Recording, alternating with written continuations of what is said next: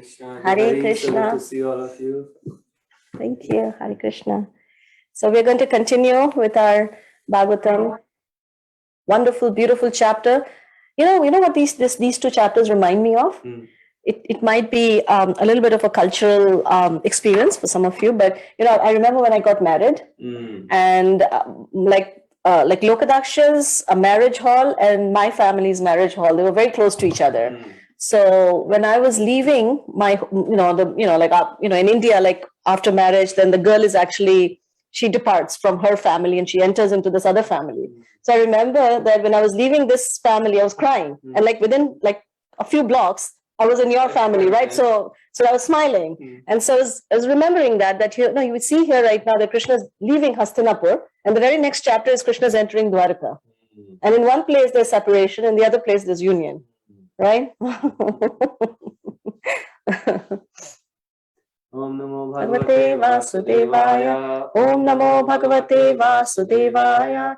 Om Namo Bhagavate Vasudevaya. Narayanam Namaskrityam Naram Chaiva Narottamam Devim Saraswatim Vyasam Tato Jayamudire Nashtaprayeshu Bhadreshu Nityam Bhagavata Sevaya Bhagavati Uttam Shloke Bhaktir Bhavati Nashtaki. Aho alam slagyatamam yadokula. Aho alam punyatamam madhurvanam. Yadesha punsam rishameshriyapati. Rishabha. Yadesha punsam rishabhashriyapati. Swajanmana chankramanena chanchati. Oh, how supremely glorified is the dynasty of King Yadu, and how virtuous is the land of Mathura, where the supreme leader of all living beings, the husband of the goddess of fortune, has taken his birth and wandered in his childhood. So the ladies of Hastinapur, they are glorifying the land of Vrindavan, and especially the land of Mathura, and as also the dynasty of the Yadus where Krishna appeared. And just by remembrance of these great holy places, the holy places are places where Krishna or his representatives appear, or they assemble to propagate glories of Krishna. So when Krishna appears, that place where he appears is eternally purifying. And just by even now, when we go there, you feel that effect, that the material energy, the curtain of material energy has come down, and you get a glimpse of the spiritual world when you go to these places. And Prabhupada says in the purport that Krishna's appearance is not like our appearance and his appearance. Just like the appearance of the sun is very different from the appearance of anything else on this planet, right? So many planets appear, so many human beings appear, we all appear and disappear. But the appearance of the sun is very spectacular, and the disappearance of sun is also very different. Actually, so many poets and so many artists and photographers and all kinds of artists, they try to capture the sunrise and the sunset because it's very powerful. And we're seeing here right now that Krishna is leaving one place and he's going to appear appear in another place. And I was also thinking that in the same way, we together as a Sangha, we're also calling upon, by this recitation of the Srimad Bhagavatam and this discussion of the Srimad Bhagavatam, we're actually invoking Krishna's presence and Krishna's appearance in our hearts. And then it becomes non-different from a sacred place. And this is our, this is what we want to, and that actually one can only do in the association of devotees, because Krishna does not like to be alone. And you see that, like when you see Vrindavan or all these places, he has relations with so many people, and each relation is unique and it's special.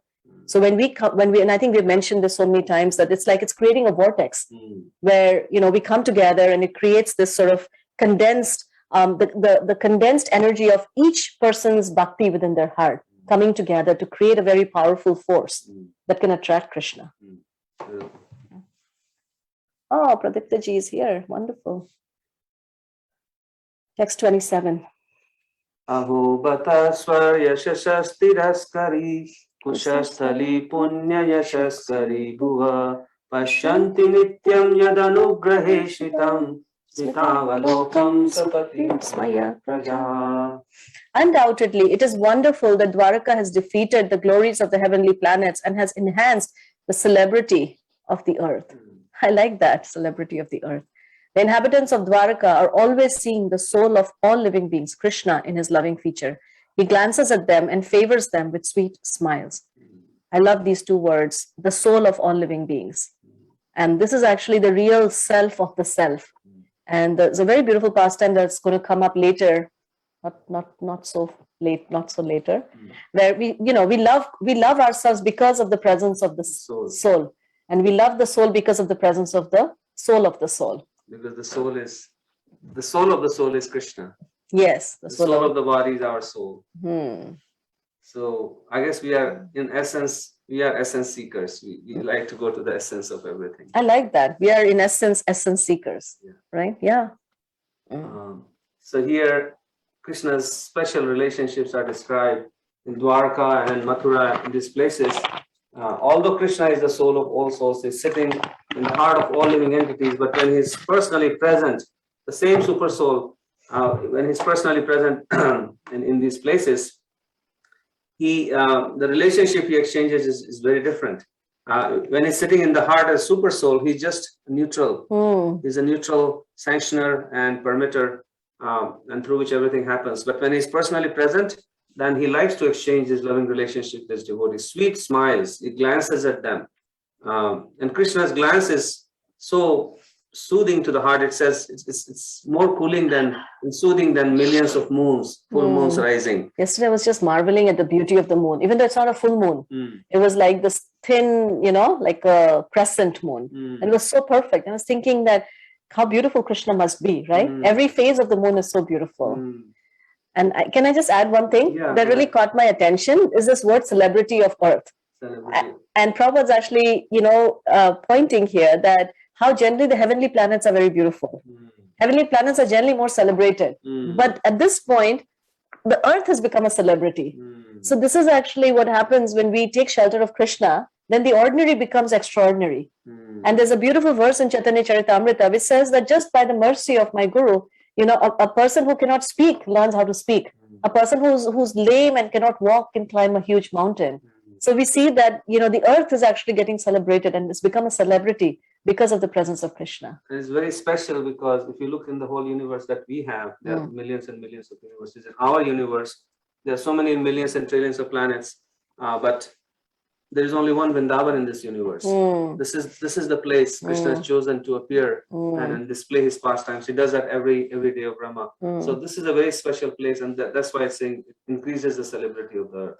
Even the demigods and the higher planets, they revere this holy place, Vrindavan, Mathura, Dwarka, because Krishna performs his pastimes. Or Prabhupada says that any place where Krishna is glorified becomes a holy place like that. Can we maybe just read a little bit? Maybe here? I don't know. So here is talking about the heavenly planets may be very famous for offering better facilities of material enjoyment, but as we learn from the Bhagavad Gita, one has to come back to the earth planet as soon as the acquired virtue is finished. And then he's saying that Dwaraka is certainly more important than the heavenly planets because whoever has been favored with the smiling glance of the Lord shall never come back again to this rotten earth, which is certified by the Lord himself as a place of misery. So this is the effect of the glance of the Lord, or even the glance of his pure devotee. So we can continue. Text 28. Nunam vrata snana hutadineshwara samarchito hi asya grihita panibhi pivanti ya sakyadharamritam muhur prajastriya sammumuhur yadashaya. Oh friends, just think of his wives whose hands he has accepted. How they must have undergone vows, baths, fire sacrifices, and the perfect worship of the Lord. Just to perfect worship of the Lord of the universe, to constantly relish now the nectar from his lips by kissing. The damsels of Rajabhumi would often faint just by expecting such favors. So it's again, it's interesting that before, talking about these very esoteric and intimate pastimes, the ladies in Hastinapur, they're first glorifying his position as that person, that original person from whom creation, destruction, and maintenance is happening, and who's beyond time and space. Now they're talking about this very intimate, because unless and until you juxtapose the two together, then one will simply misunderstand this as just being an activity of the mundane world. And we will not understand Krishna's birth, his activities, we'll take everything according to our lens and contaminate our consciousness by thinking of Krishna in that way. Therefore, the ladies, and then finally they are coming to this more intimate, esoteric topic. And we can skip this Swati and Bharat here. Okay. Text 29. Yaviryasulkena hita swayambare pramatya chedya pramukhan hi sushmina pradyumna sambamba sutadayo para yascha hita bhoma vadhe sahasrasaha. The children of these ladies are Pradyumna, Samba, Amba, etc. Ladies like Rukmini, Satyabhama, and Jambavati were forcibly taken away by him from their Swayamvara ceremonies after he defeated many powerful kings headed by Shishupal. And other ladies were also forcibly taken away by him after he killed Bhaumasura and thousands of his assistants. All of these ladies are glorious. So all of these ladies actually, they desired for Krishna to kidnap. Like Rukmini actually sent a letter to Krishna because she was getting, her brother actually wanted her to get, so in those times there used to be these political alliances, and sometimes the marriages used to happen based on those political alliances. So her brother wanted her to marry his friend Shishupal, but Rukmini's heart, because she had been hearing about the glories of Krishna and his beauty, her heart was completely set on him. And so finally she sends this very beautiful letter to Krishna begging him that please come and kidnap me. And then Krishna, so it's a great adventurous love story that's coming up again in Srimad Bhagavatam. In fact, all these queens, they had heard about Krishna, and they wanted Krishna to marry them. And especially this demon Bhaumasura, he had captured 16,000 princesses from different kings. And he wanted... By the way, this is our claim to fame. He's from Assam. Krishna went there. Pragyotispur is the modern Guwahati, where Krishna went and killed that demon and rescued these 16,000 princes. He's the ultimate hero and all this. And then he created, he manifested 16,000 palaces for them, and he expanded himself into 16,000 forms who were all equal. And he would enjoy their pastimes with each queen every single day. When we hear these pastimes, we should not get bewildered, because it's really Krishna playing with his own energies. It's the energy and the energetic, and we are also part of that same energy, that internal energy, right? We are a little tiny spark of that. So this is Prabhupada actually says that what is the problem when he's already seated in your heart? He's already in within the heart. He's so there is, and especially in that section where he steals the garments of the gopis, Prabhupada says he's already seated in the heart. So there's no question. He can see everything anyways, So he's seeing us right from the moment of conception, yes, to the moment of death. Because sometimes, especially people in India would come and challenge Prabhupada, and he would say that, why does Krishna dance with the gopis, and why does he marry, 16,000 queens, and why does he kidnap these? Prabhupada said they already belong to him. Actually, the so-called wife that someone has, actually, you're the one who's abduct. You basically are. This is not meant for your enjoyment, right? It's meant for Krishna's enjoyment. So it's amazing. It kind of turns the whole thing upside down. Text 30. Eta param shrittvamapastapeshalam nirasta socham bata sadhu kurvate yasham grihat pushkara lochana pati najatva petya hatibhir hridisprashan. All these women auspiciously glorified their lives despite their being without individuality and without purity. Their husband, the lotus-eyed personality of God, had never left them alone at home. He always pleased their hearts by making valuable presentations. So I guess they are not giving the qualifications how to achieve that exalted position with Krishna in this verse and the previous verse, that they must have done so much austerity and penances and things like that. And I guess this is, and also Krishna kidnapping. I was just thinking that if we have that earnest desire to obtain Krishna, if we develop that earnest desire, then Krishna may also one day be merciful and then kidnap our hearts. Actually, that's exactly what we're trying to do when we chant the holy name. Yeah, we're actually begging Krishna to kidnap us. It's we are from this material world. Yeah, from these conceptions, we're actually captive.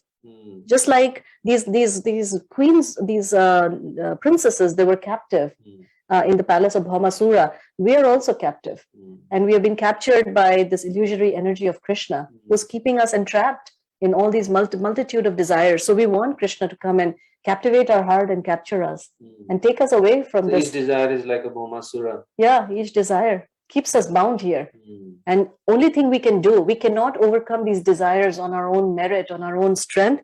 The only thing we can do is just cry out to Krishna, and then Krishna will come. And he comes, and every single time we're chanting, he's coming in the form of the sound vibration.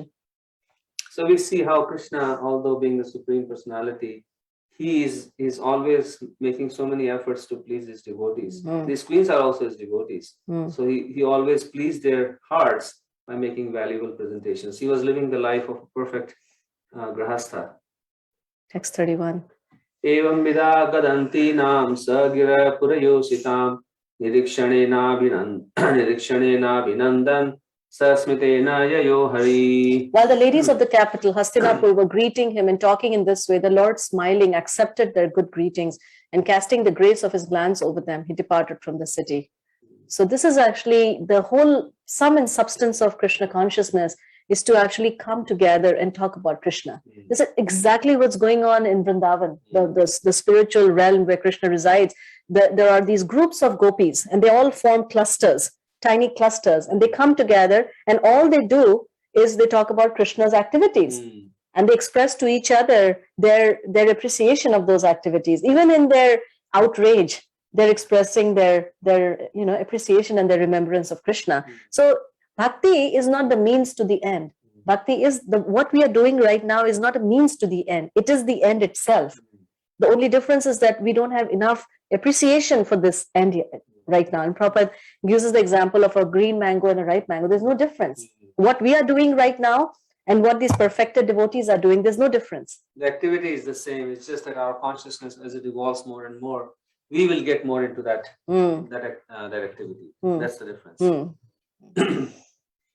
Ajata Shatru Pitrinam Gopithaya Madhudvisha Parebhya Sankita Sneya Prayukta Chaturanginam. Maharaj Yudhishthir, although no one's enemy, engaged 4 divisions of defense, horse, elephant, chariot, and army to accompany Lord Krishna, the enemy of the Asuras, demons. The Maharaja did this because of the enemy and also out of affection for the Lord.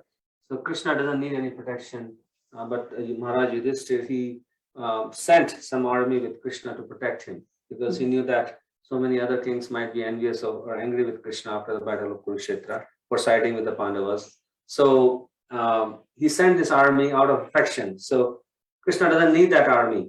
That's what Prabhupada says. Yeah. And it's amazing, right? That it's something similar. Like we sometimes we tend to, dress Krishna, feed Krishna, and we protect the deities. Like I remember in the Potomac temple, they actually had like these iron bar gates made. And I was like, why do we need iron bars for Krishna, right? But it's it's a way of protecting. So just like Krishna accepts these offerings from his devotees, he doesn't need a fruit or a flower. He accepts that. So he also accepted that army that Maharaj Yudhishthir offered him. Atha duragatam shori kauravan virahaturan sannivarta didam snigdhan prayat swanagarim priyaha. Out of profound affection for Lord Krishna, the Pandavas, who were of the Kuru dynasty, accompanied him a considerable distance to see him off. They were overwhelmed with the thought of future separation. The Lord, however, persuaded them to return home, and he proceeded towards Dwaraka with his dear companions. Yes, let's please. O Shaunaka, the Lord then proceeded towards Kuru Jangala, Panchala, Surasen, the land on the bank of the river Yamuna, Brahmavarta, Kurukshetra, Matsya, Sarasvata, the province of the desert and the land of scanty water.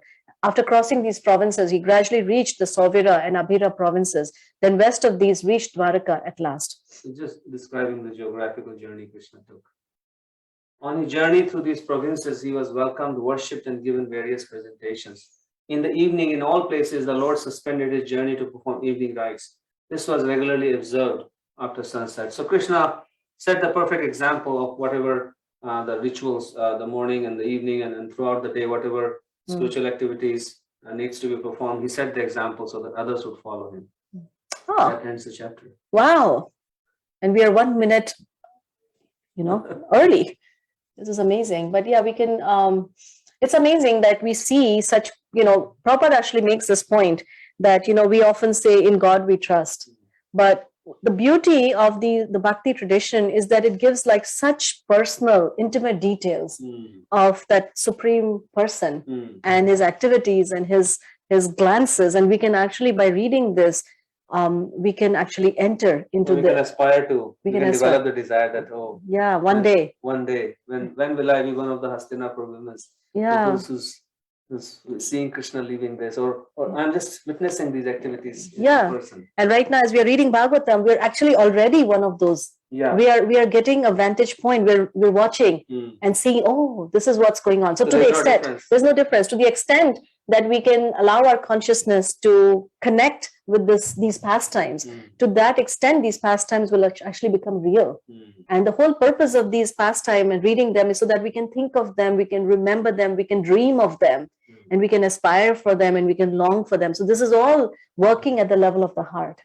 So with that, we will stop here. It's 10:30, and we'll, take any reflections, comments,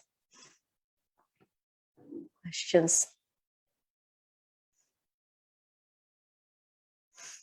So wonderful to have you back, Pradipta. Pradipta ji, we missed you. Yes, anybody? Yes, Amrita, go ahead. Just share that, the whole process of him leaving Hastinapur and, going to Dwarka, and, as he meets all the devotees, I really like the part where he subordinates himself, first in front of, Bhishma Deva, then in Yudhishthir Maharaj, and then also Yashoda, Mata. It's very, very nice to see how, he plays different roles for different devotees. Yeah, each relationship is unique. And we also have the same unique relationship with Krishna. Krishna knows perfectly how to reciprocate with each living entity to their complete satisfaction. Once we have that complete trust that, Krishna, exactly, only Krishna knows my heart fully, and he can take care of me in a complete way. That's what Krishna does. Anybody else? Hare Krishna. Yes, Shringar. Yeah, I really like this point of the captives. We are captives of the material world. Yeah, we really are. Yeah, it struck me very much, because we really are captives of material world. As much as we like to hear Srimad Bhagavatam, but then again, I don't know where it vanishes. Why is that attraction not so strong? That it stays all the time? I mean, why was it? What is it that, it is our own. It is our own attraction to material nature. But I just question this: what happens that the attraction to Krishna is not so strong that we can meditate on him all day long, and leave alone all day long. I'll just forget about after a couple of minutes. Such a good point. It's amazing, right? I've thought about that myself. That what is it like? If you hear anything that's beautiful, immediately the heart hankers to go there, right? I hear about Costa Rica. I'm like, oh yeah, I want to go to Costa Rica. Why is it that after repeated hearing, the heart still doesn't melt, and it still doesn't, feel that hankering? And the Bhagavatam says it's because somehow our heart is steel framed. Right? I don't know what we have Hare done. Krishna, Mataji. Can I just share my perspective? Yes. I think this is my understanding of Krishna consciousness. So it is definitely talking the glory of Krishna, and also seeing Krishna in everything around you. Whether it is a place, it's a living thing, it's a human being. If we can reach the point of seeing Krishna in everything around you, I think that's just that. It is not just talking or saying the word Krishna or name Krishna, but if I can see everything around me as Krishna. And I think Costa Rica, if you like it, I think it's because you again see Krishna in it. That's how I see it. Yeah, and that's true. That is true, that Krishna is in everything. And yet, there's a verse in Bhagavad Gita, right? That I'm in everything, and yet. Yeah, I'm my own. Krishna is also personally present as Krishna. So yeah, this is, as we make progress in spiritual life, then this is the first thing that will happen, that we'll start seeing Krishna in everything. Everything will remind us of Krishna. and The personal form of Krishna, yeah, right? Which is like, just like Prabhupada gives an example, that just like a mother, when she comes home and she sees this tiny little slipper lying out on, at the doorstep, then she sees that slipper, and as soon as she sees the slipper, she's immediately reminded of her baby. So in the same way, everything, you're right, everything in this world is actually an energy of Krishna. And so in that sense, it reminds us, of the energetic source. But still, there is a difference between the energy and the energetic. And that difference, I think if we understand that difference, then our understanding of bhakti will actually become more complete. So I guess the point there is that we don't take things around us as Krishna, but we see Krishna personally present in them. Yes. So once we have that understanding, then we are that much closer to Krishna. That much closer, yeah. Delia, any thoughts from you? So good to see you. Yeah, the part about the mango being the green versus ripe mango, I've heard it before, but I always forget it, like the concept. So I need to hear it all the time. And in regards to like our reciprocity with Krishna, I read this phrase on the internet once. I don't remember where, but it was a guy and a girl in a relationship, relatively new, not established yet. And the girl tells the guy, hey, I love you. And the guy isn't ready to say it yet, but wants to know how to address that situation. And he says, I'm reading the same book, I'm just not on the same page yet. Which I thought was so lovely and diplomatic and expressive, and I think that's how we are with Krishna, Yeah. Yeah. That's nice. It's beautiful. That's very nice. Yeah, it's true. And Krishna is very patient. He has already waited so patiently for us for countless lifetimes. And so now, this is a moment of hope for him. Finally, we're turning towards him. And so he's waiting for us to ripen in our bhakti. And he will do everything and anything to assist us as we ripen. Yeah, I guess as going to your example, even when we are not able to read anything, and even when we pick some other book, then also Krishna is waiting. Okay, one day he will pick up this book, and then he will get along. So we are always in his books. Krishna is not in our books yet, but we are always in his books. It's nice. Hare Krishna Mataji. Yes, Rachna. Yes, Rachna. मैंने भी text 26 में था एक श्रेयपति. तो श्रेयपति means मतलब श्रेयपति ने मतलब लक्ष्मीपति ने मतलब एग्जैक्टली विष्णु जी ने पृथ्वी पर अवतार लिया है. बट ये थोड़ा कंफ्यूजिंग हो गया मेरे लिए फिर से. ओके, कंफ्यूजन क्या है? सेम मतलब कृष्ण भगवान ने विष्णु भगवान का मतलब विष्णु भगवान से कृष्ण भगवान ने रूप लिया. फिर वही ये लाइन फिर से वही आई एक तरीके से. Okay, so her question is, why is this, the word Vishnu, Lord Vishnu, being used in place of Krishna? Shriyapati, right? Shriyapati, yeah, go ahead. Shriya means original Lakshmi is Radharani. So Shriyapati also applies to Krishna because he's the master of all the energies. Right? Shriya means opulences, any kind of opulence. But even going forward, many times we will see that, are you not the original Narayan? Yeah. Sometimes Krishna, so there's no problem. Yeah. Depending on the particular mood of a devotee, he's the same person. He's Rama, he's Krishna, he's Narayan, he's Vishnu. So sometimes, there might be a usage of the word Narayan or Vishnu, and there is no contradiction there. So we should not get confused. I think if we just understand that this is, it's not black or white. That same person can be referred in so many different ways. So then we will not get confused. Okay, thank you. Thank you. I guess any more? We've finished the chapter, so it'll be nice to hear from some reflections. Yes, on this chapter. So I just wanted to add to what Shringar was asking about, why is it that we forget, when we hear, why doesn't it stay, throughout the day? So there are some times that I think some days that we feel very connected, and some days that there's this disconnect. More days that we feel the disconnect, but it also feels like Krishna plays this hide and seek with us, where he wants us to remember those days where, we weren't connected, and sort of Yeah. compared to the days that we were connected. So we realized what we're missing. Very nice. Yes. Yeah. This happens, we'll see this. This will happen throughout our bhakti journey, that some days, the holy name and our chanting and our reading will be infused with so much of feeling of happiness and taste. And some days there may not be so much taste, and it may just feel like dry. But how we respond during those dry bouts determines our progress.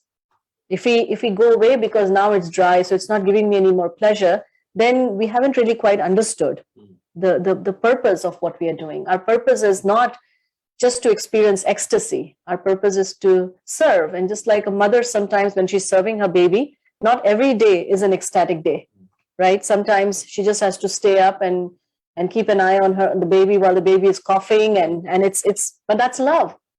That's love. And then and it's the unpredictability actually of that experience, because we don't know when the baby is going to suddenly give you this beautiful smile and it'll melt your heart.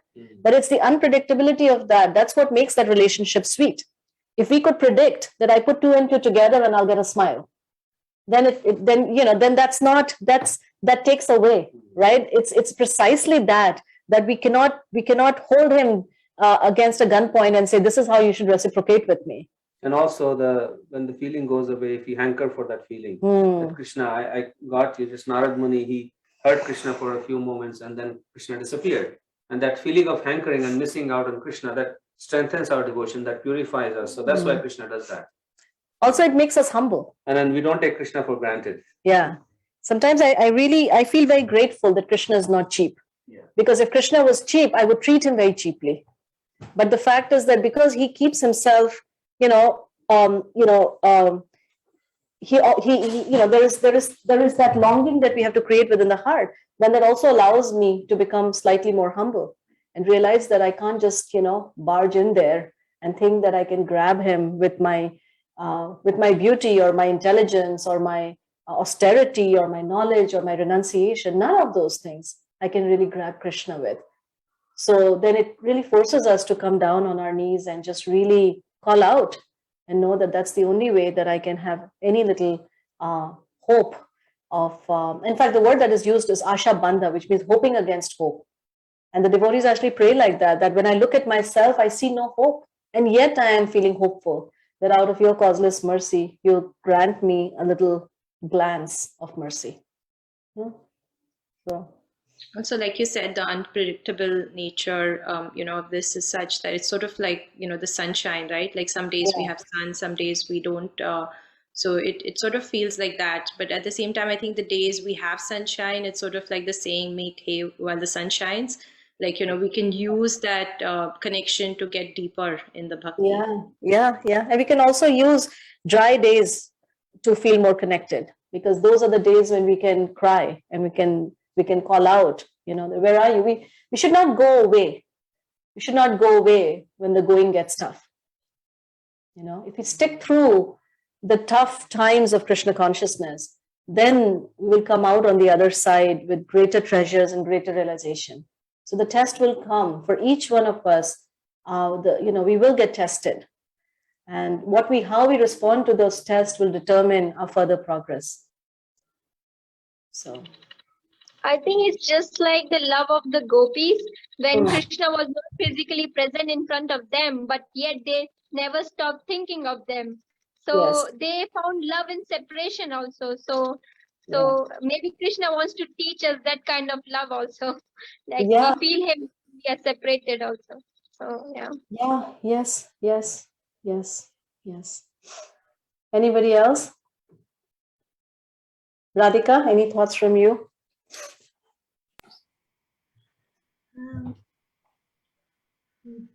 No, Didi, I think just hearing, I think, I also wonder many times that, but at the same time, there's some bliss which you always experience with Krishna consciousness. So I don't understand, I actually miss Krishna when I'm in my difficult times. Otherwise, I'm in a very blissful state. So I think I haven't reached that level of Krishna consciousness where I am actually missing Krishna, honestly.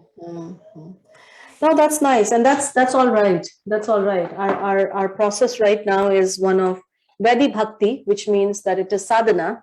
And sometimes, for example, we may wake up and we may go, "Oh, I don't really feel like reading Bhagavatam today," but we still show up, right? We still, and this is actually the practice of bhakti. And if we simply by practicing this bhakti, what will happen is that that spontaneous attraction that our hearts are hankering for will automatically become manifest. So there's no shortcut. There's no shortcut. We just have to go through the process. So with that, it's 10:45. I think if anyone else has any final thoughts, we'll take it. Otherwise, we'll start with our chanting. For me, reading these verses, it makes me so sad because I can just imagine that if I had Krishna in front of me in person and then he left, that would really break my heart, Yeah. and it reminds me of a funeral, that really strong sense of like a final goodbye, like you're not going on a trip, it's like goodbye, Yeah. goodbye. Uh-huh. And with all of this like love and separation stuff, like it's funny because my grandma passed in Yeah. December, and I still think of her so often. And even though she's not physically here, like even though, yeah, she left her body and everything, the love that was exchanged doesn't disappear and doesn't go away. And in some senses, like I feel more connected to her than when she was alive, because when she was alive, it was like, oh, I can just go and visit her, and we should go out to breakfast. And I'm like, oh, I have something this weekend, I'll do it next week. That kind of thing. But something about there not being a physical presence makes it like a more kind of constant presence and love, where I remember her a lot more. And I remember all the good times we had. And it's just, the person, even if the person goes away, the love doesn't go away. And I think that's very applicable for Krishna, with the exception that Krishna, I think, this is just an assumption and I might be wrong about it, I've never actually asked, but that we will see Krishna one day, right? Because that's my hope. My hope isn't just like I'm going to hanker for you like eternally, but one day I will actually be able to be at your feet and in your presence and see you. And so it's just nice. It's like you miss someone. It's like a funeral in our conception is a lot more final. But saying goodbye to Krishna kind of feels that way. But it kind of like my grandmother, like her passing makes me think of her more. But Krishna, I do have the hope that there will be a reunion someday. And that's true, because Krishna is actually already here, and a reunion with him is it's interesting, because every time when we chant, Krishna is actually appearing in his holy name. So there is, in that sense, he's already present completely and totally in this sound vibration. And so we can, our chanting is a direct way in which we can actually experience the presence of Krishna in our lives. And you're absolutely right. Prabhupada also says that through this chanting process, we'll actually see Krishna face to face, because from this name, the form will appear, and from this form, his qualities will appear, and then his activities will appear. And then one day we can actually enter into these activities. And the reason why we are so hopeful that this will happen is because this has been, this is the benediction that has been given by all our previous teachers, and especially Srila Prabhupada, who came to offer. And he says that if you just do this, you will return back to Krishna. He says, if you chant 16 rounds, you follow these principles, it's a guarantee that you'll go back and you reunite. So our futures are very bright, and we have so much to be hopeful for. And this separation and union is not like material separation and union. It is, because in essence, one can never be separated from Krishna. So this separation and union is actually just an activity of the internal potency, just to enhance our love, just to bring out that love and that rasa, the taste that the heart is hankering for. It's very good that you're feeling such a strong desire. This desire, actually, Rupa Goswami says that this lobha, this intense eagerness, is actually the price that one pays to attain Krishna. So if one is experiencing that, then one is actually very fortunate, and one must try to hold on to that and just keep increasing it, and then Krishna will come. Thank you so much. Yes, Rachna. माता जी, इस chapter में जो एक वर्ष आया था कि जिसमें था कि गांधारी, कुंती और जब कृष्ण छोड़ के जाने लगे थे, ये सब मूर्छित हो गए थे. इनका समझ में आता है कि ये मतलब एक फीमेल था, उनसे लगाव था, बट धृतराष्ट्र जो अपने बेटे से इतना मोह करता था, उसने भी मतलब मूर्छित हो गया था, मतलब कृष्ण की उससे. तो कितनी मतलब कितनी बड़ी मतलब क्या उसको मतलब भगवान ने वो दी, जो वो मूर्छित हो गया. मतलब एक सबसे मतलब वो तो दुश्मनी रखता था बिकॉज ऑफ, क्योंकि बेटे का सब कुछ छीना, उसके बाद में बेटा भी मर गया, 100 मतलब मर गए, बेटे भी मर गए. तो इतना मतलब बहुत बहुत वो मतलब बहुत दिल को एकदम से छुआ. भगवान कितने दयालु हैं. नहीं, must say it's very nice. Yeah, it's true. I guess I suddenly looked at the watch and Lokadhyaksha just called out. It's 10:50. I think we have to get into our chanting now.